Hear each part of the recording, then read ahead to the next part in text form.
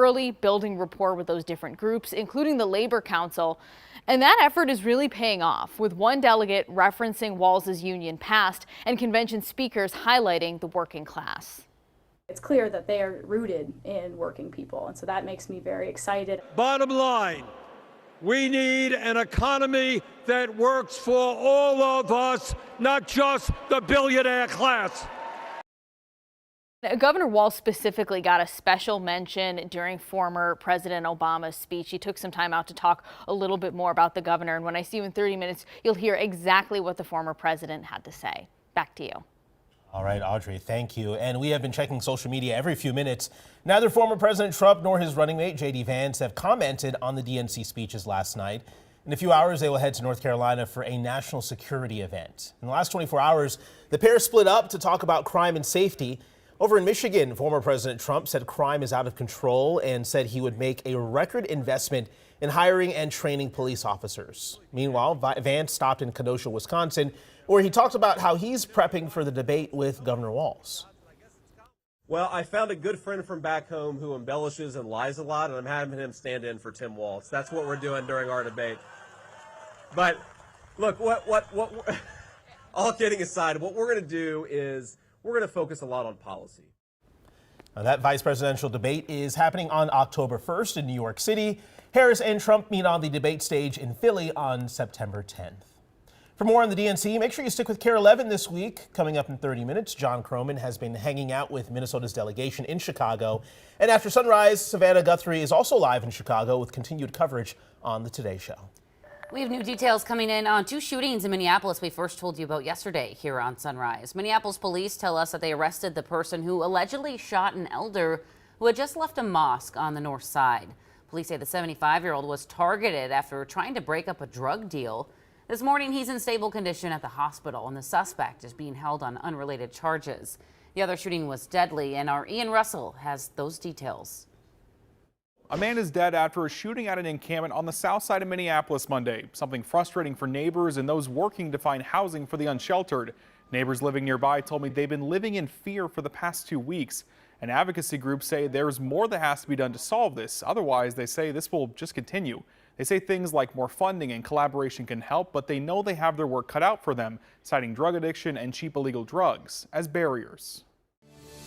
On time now 6:06 this morning, a former elementary school teacher in Hudson is facing 9 new charges related to inappropriate contact with her 5th grade student. The new charges against Madison Bergman include child enticement and sexual misconduct by school staff.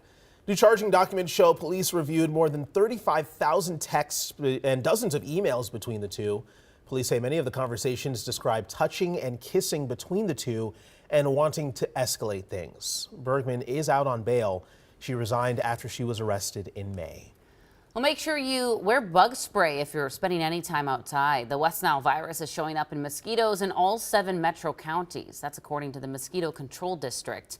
2 human cases of the virus have been reported to the CDC in Minnesota this year. However, they were not in the metro. Cases of West Nile showed up earlier than ever this year, leading scientists to worry about a possible record spike of infections. Well, you can almost smell the fried Oreos, the Pronto Pups, the big fat bacon, the tacos, the everything. All of it, all the things. The kickoff to Minnesota State Fair just over 24 hours away. And over the next 12 days, we could see nearly 2 million people walking through the gates. So many folks. So excited too. This morning, though, we're going to help you plan out day one. Michelle Beck live at the fair right now with everything you should know, from ticket pricing to who's on the grandstand lineup this year. Hey, Michelle. Yes. Good morning to you guys, Jason, Alicia. So I've been hanging out here at the fairgrounds for the last 30 minutes or so since I walked in through these gates. And I gotta say, it's kind of weird. It's strange to see this main corridor on Dan Patch so empty, still dark, even the sun really just about to rise. Although I will say I have met a handful of teens who were here overnight losing sleep to prepare to show their animals tomorrow on opening day and forward. And so guys, this really marks the return of so many beloved traditions. And let's talk about admissions tickets as well. Those prices, they're also familiar.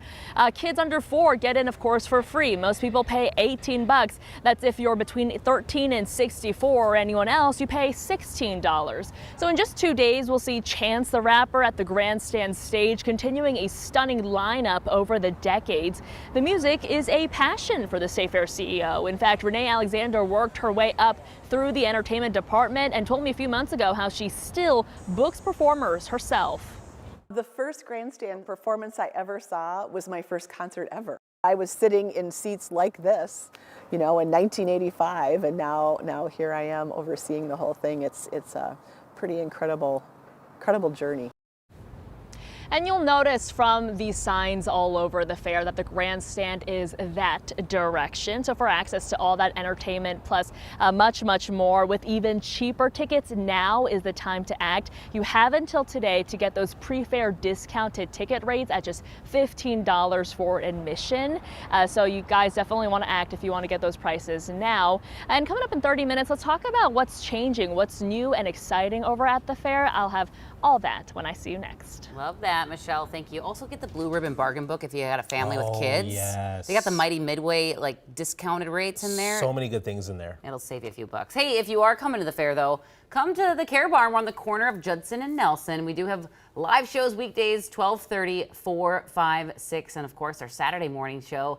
And you can come hang out with John, Jason, and myself doing trivia every morning at 10 a.m.